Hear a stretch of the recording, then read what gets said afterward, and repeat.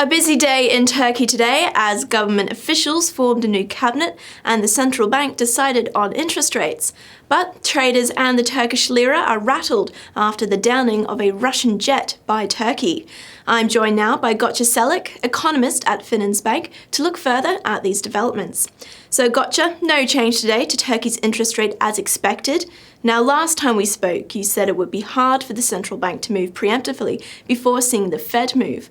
With talks of a rate hike from the Fed in December, does this mean we should see movement in interest rates from Turkey heading into the new year? Well, yeah, actually, this would be my baseline scenario because given the probability attached to a December meeting, December rate hike by Fed stands around 70% right now, and our Turkish Central Bank's roadmap to normalization, I expect that the bank will be delivering the first hike in a one-week repo rate since January in its December meeting, which will take place roughly a week after the Fed's meeting itself.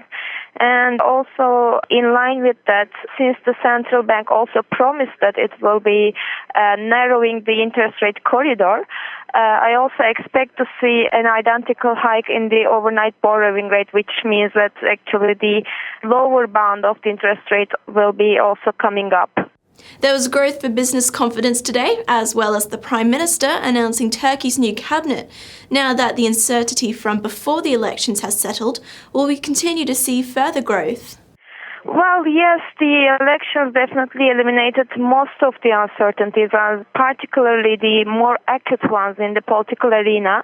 In that sense, I would expect the growth actually that slowed down probably in the third quarter to pick up in the fourth quarter and continue next year. But at this point, actually, I need to probably highlight that the concerns such as the prudent policy making, especially on economics front, remain on the table, I guess. And in my view, today's cabinet does not seem to be designed to wash those concerns, at least at the first glance, let me say. And in this respect, it may take time for this government to, and especially for the economy management actually, to prove that they are determined to go on with the promised reforms in order to make sure that they will resume the confidence of the investors and the consumers, and also to resume a sustainable and solid growth path. Now, of course, it's been a rocky day for the lira, which has been hit hard by news that Turkey shot down a Russian fighter jet. Putin is saying this will have serious consequences for ties with Turkey. But what does this mean in terms of economy and the lira? Well, let me say that I personally don't expect today's tension actually to escalate dramatically and in a way that it would lead to actually a significant impact on the economic ties between the two countries. So, of course, the geopolitical dynamics, I guess, would also diminish the likelihood of a serious conflict between Turkey and Russia.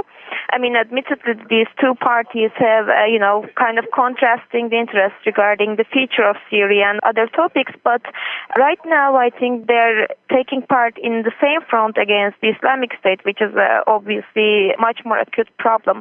In that sense, my view is that the tension would may de-escalate in the upcoming days. And in that respect, I wouldn't expect it to have, very significant economic impacts either. We'll be following how the situation develops between the two countries here on Gokce TV, so make sure you're clicking back. Bye for now.